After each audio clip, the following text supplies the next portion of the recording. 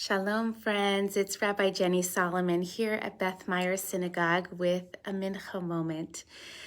This week, we are in Parashat Shmini, so still towards the beginning of the book of our reading through Leviticus, and it's filled with all of these instructions for the priests, the Levites, the sacrifices. Again, can be very hard to relate to.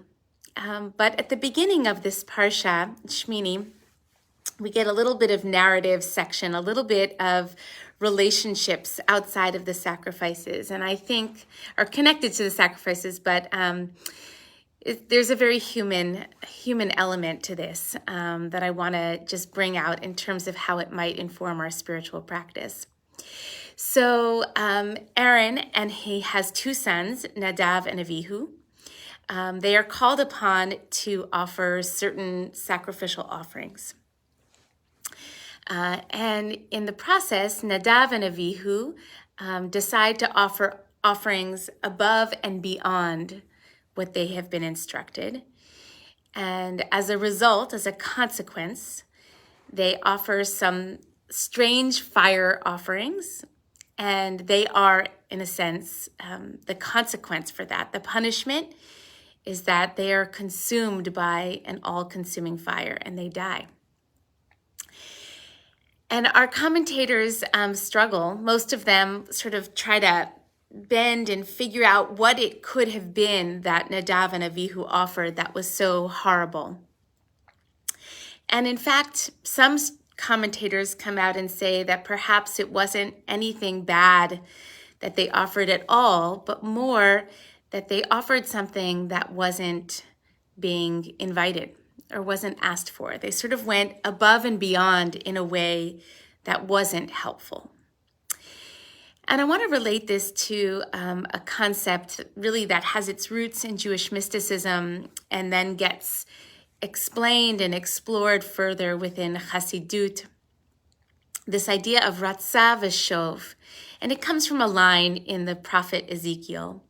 Ratzah is, and we might translate it just colloquially as ebb and flow, ebb and flow. So Ratzah is the energy of literally running, of that desire, that fire to want to cleave to God, to be in the center, to be close, to be in union. And Shov is that quality of return, of coming home. We might call it having the characteristic of water, of allowing things to be as they are. So Ratzah, fire moving closer towards union, and Shov, that sort of flow, but also that return, coming home. And I want to suggest that that we use our spiritual practice, that we see how those two energies show up in our lives, and that we use our spiritual practice to discern wisely